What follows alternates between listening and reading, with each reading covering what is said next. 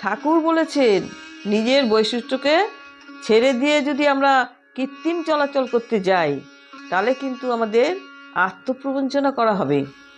হ্যাঁ, আর গীতাতেও দেখুন একইভাবে বলা আছে কি, ভগবান গীতাতেও ভগবান শ্রীকৃষ্ণ তাই একই কথা বলেছেন যে আমাদের সবসময় স্বধর্মে থাকতে, আর কারণ পরধর্ম ভীষণ ভয়াবহ।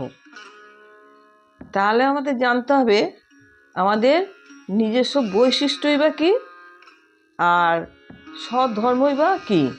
তাহলে আমাদের এই স্বধর্ম বা নিজস্ব বৈশিষ্ট্য জানতে গেলে ঠাকুরের পথ ধরে সাধনার মাধ্যমেই কিন্তু আমাদের জানতে হবে।